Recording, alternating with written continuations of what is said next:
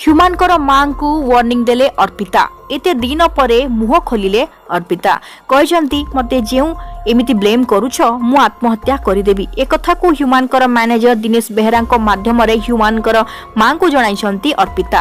ଏହା ଶୁଣି ସାରିଲା ପରେ ତାଙ୍କ ମା କହିଛନ୍ତି ଯେ ଯିଏ ମରିବା କଥା ମରୁ କି ଯାହା ବି କରୁ ମୋର ସେଥିରେ କିଛି ଜୟ ଆସେ ନାହିଁ, କାହିଁକିନା ମୁଁ ତ ମୋ ପୁଅକୁ ହରେଇ ବସିଛି। ତା ମୃତ୍ୟୁ ପଛରେ ଯେଉଁମାନେ ବି ଦାୟୀ ସେମାନଙ୍କୁ ଛାଡ଼ିବି ନାହିଁ। ସେଥିପାଇଁ ତ ହ୍ୟୁମାନଙ୍କ ମ୍ୟାନେଜର ଦିନେଶ ବେହେରା, ପ୍ରଶାନ୍ତ, ଅର୍ପିତା, ତାଙ୍କୁ ବହୁ ଶ୍ରେୟା, ସୋମେଶ ଶତପଥୀ, ବବଲୁ ଯେଉଁମାନେ ବି ହ୍ୟୁମାନ ସାଗରଙ୍କ ସହ ସମ୍ପୃକ୍ତ ଥିଲେ ସମସ୍ତଙ୍କ ନାଁରେ ଏତଲା ଦେଇଛନ୍ତି ତାଙ୍କ ମା କଟକର ମାର୍କଟ ନଗର ପୋଲିସ ଷ୍ଟେସନରେ। କଡ଼ା ତଦନ୍ତ ହେବ। ଏବେ ଫରେନ୍ସିକ ଟିମ୍ ମାନଙ୍କ ଦ୍ୱାରା ଏବେ ତଦନ୍ତ ହେବ।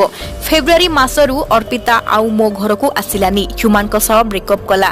ସେଇ ଭିତରେ କେତେ କ'ଣ ପଇସା ପତ୍ର ଲୁଟି ନେଇଥିବ ମୁଁ ତ କିଛି ଜାଣିନି। ମୋ ପାଖରେ ତ ଟଙ୍କାଟିଏ ବି ନାହିଁ। ହ୍ୟୁମାନଙ୍କ ଲକରରେ ବି 6 ଲକ୍ଷ ଟଙ୍କା ଥିଲା, କିନ୍ତୁ ଏବେ ସେତିକି ବି ନାହିଁ, ଜିରୋ ପଇସା ହେଇଯାଇଛି।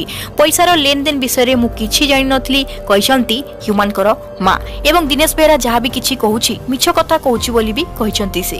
ମୋ ପୁଅର ଦେହ ଏତେ ଖରାପ କେମିତି ହେଲା, ଏତେ ରୋଗ କେମିତି ଏକା ସାଙ୍ଗରେ ମାଡ଼ି ବସିଲା। ପୁଣି ଅସୁସ୍ଥ ସମୟରେ ହ୍ୟୁମାନଙ୍କୁ ସାଲାଇନ୍ ଇଞ୍ଜେକ୍ସନ ଦିଆଯାଉଥିଲା, ସେଥିରେ କିଛି ପଏଜନ ନା ଷ୍ଟେରଏଡର ୟୁଜ ହେଉଥିଲା ନା ଆଉ କିଛି ଥିଲା ଜାଣିବା ପାଇଁ ଚାହୁଁଛନ୍ତି ତାଙ୍କ ମା। ତେଣୁ ଡକ୍ଟରଙ୍କୁ ମଧ୍ୟ ସେ ଇନଭେଷ୍ଟିଗେସନ କରାଯିବ ବୋଲି କହିଛନ୍ତି। ଦିନକୁ ଦିନ ହ୍ୟୁମାନଙ୍କର ମୃତ୍ୟୁ ପରେ କିଛି ନା କିଛି ରହସ୍ୟ ଖୋଲିବାରେ ଲାଗିଛି। ଏବେ ପୁଣି ଆଉ ଗୋଟେ ଟ୍ୱିଷ୍ଟ ସାମ୍ନାକୁ ଆସିଛି। ତାଙ୍କ ପଇସା ପତ୍ର ଲେନଦେନ କଥା ଏବଂ ଅର୍ପିତାଙ୍କର କଥା ପୁଣି ଥରେ କହିଛନ୍ତି ହ୍ୟୁମାନଙ୍କର ମା।